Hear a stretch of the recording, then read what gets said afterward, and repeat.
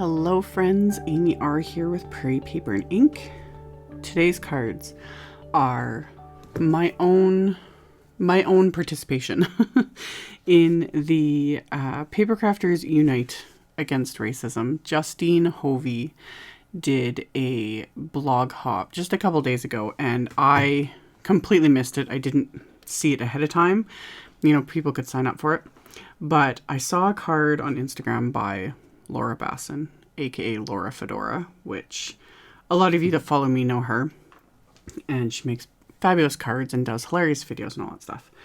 But anyway, I saw this card on Instagram and I loved it. I loved how she did the rainbow and the sentiment, and it really stuck with me.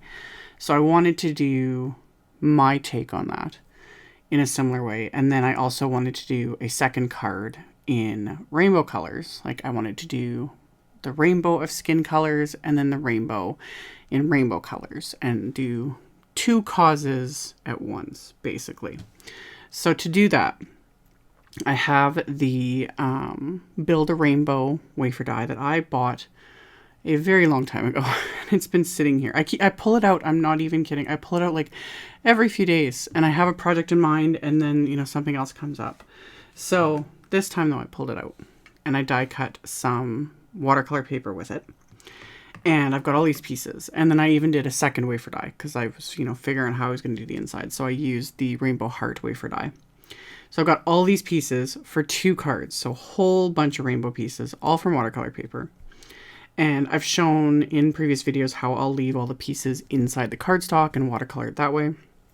But with these, I obviously wanted to do a whole lot of colors. And I didn't want all the colors, you know, making a big old muddy mess. So the easiest way to do that with this, and I've shown this in other videos, is I took some painter's tape and I have it sticky side up. And then I taped it down to just a hardboard. Any surface will work. And then that way I can stick all of these pieces of watercolor paper onto the hardboard. And it took me a minute at the beginning to figure out how to do it. And then when I came up with like this layout and just alternating everything, it worked out so much easier. So I have all the die cut pieces for the two rainbows. Those are the, like, creating almost like a circle there on each end. And then the pieces from the Rainbow Heart wafer die, which I'm just laying out on the bottom of each one. So I've got all these pieces. Now I want to color them. For the rainbow of skin tones, I am using the Prima Complexion watercolor palette. I bought this palette forever ago. Haven't used it much, mostly because anyone who follows my videos knows I don't watercolor a lot of images of people. In fact, I can't even remember the last time I did. That intimidates me a lot. I'll see images online and on, you know, Instagram and that, and people doing just phenomenal coloring. And it makes me like, oh, I should, you know, pull out my markers and do that. And I just haven't got around to it. But anyway, this is a great palette. There's a lot in it. And then the beauty of it too, of course, is you can start mixing these colors and create, I'm sure, just about every single skin tone imaginable. So with this one though, I didn't really do much mixing at all. I just used each color and I'm just painting them onto these pieces of the watercolor paper. I'm not trying to keep it perfect. I don't want that. I wanted the texture, you know, that watercolor look. So I'm just painting on the color on each piece of these rainbows, just with a water brush, and then I'm going to let it dry. So went through and did one whole set with the Prima Complexions pack. And then the other one I want to do in rainbow colors. So I'm using my Prima Classics palette. This one I did have to do a little bit of mixing because there weren't enough actual colors to do each piece of the rainbow. So because this palette has like, there's a white, black, gray, and I didn't want to use those obviously. So I just mixed a couple of colors. Like I mixed the green and yellow together, and then I end up mixing like the purple and pink together just to give me a couple extra colors for the large rainbow. The smaller one, I did the classic rainbow colors, you know, red, orange, yellow, green, blue, purple. So painted all this on, did the same thing though, wanted that, you know, uneven watercolor look. And I'm just going to set this aside, let it dry. Now, while I was doing this, I was like, how am I going to adhere these onto my card? I was going to trace the rainbow wafer die and cut that out. But then I had a little epiphany and I dry embossed the wafer die into some white cardstock. So I have my Spellbinders here. I just had the platform, the wafer die face up, cardstock, the rubber mat, and the purple embossing plate. Ran it through, and I did that twice. So that way the rainbow die is embossed into the cardstock. I'm going to trim this out with my scissors, and I'm going to trim it slightly smaller because I don't want any of the cardstock peeking out.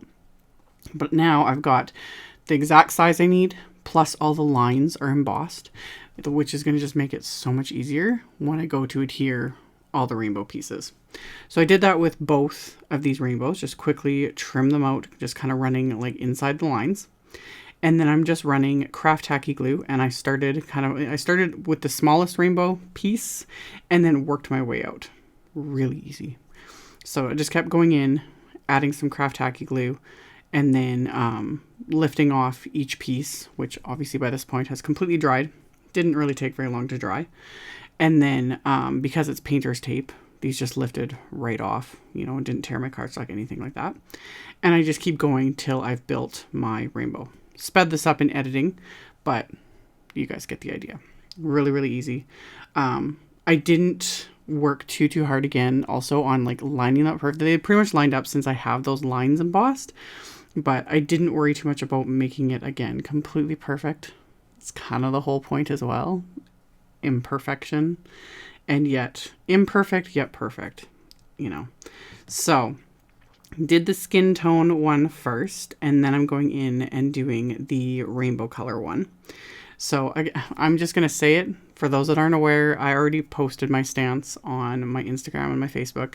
I didn't say anything on YouTube because it just wasn't applicable at the time.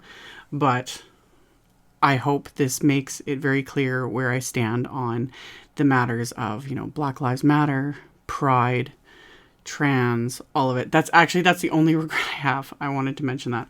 I should have done a third card, so apologies.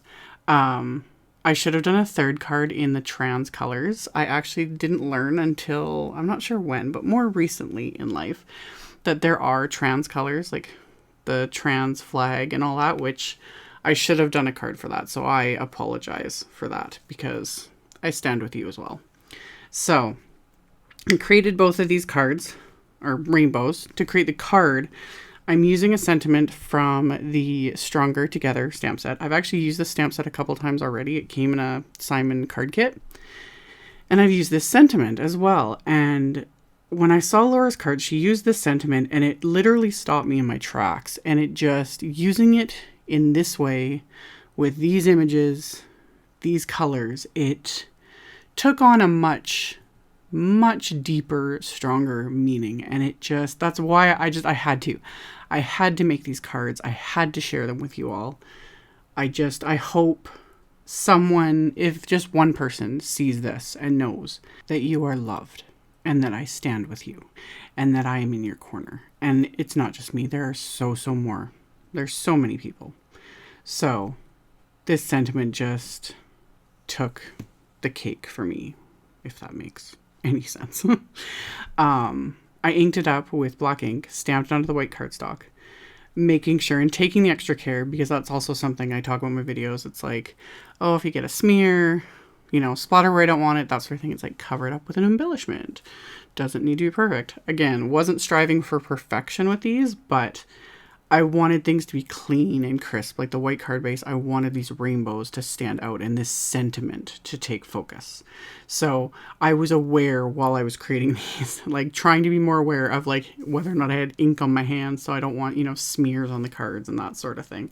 It's interesting when you create more of a clean and simple style, how it really does bring focus to the elements you do choose to use.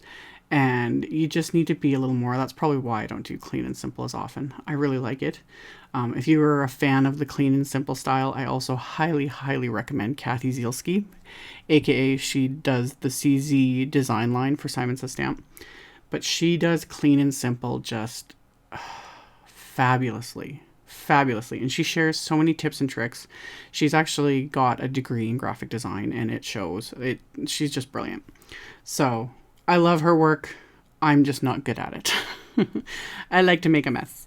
But these cards, I really, really did enjoy making them.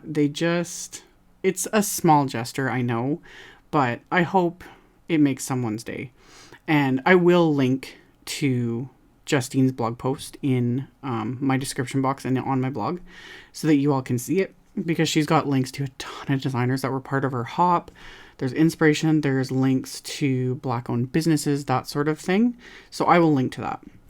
So for the inside of my card, I purposely die cut the rainbow heart from the center of the white watercolor paper.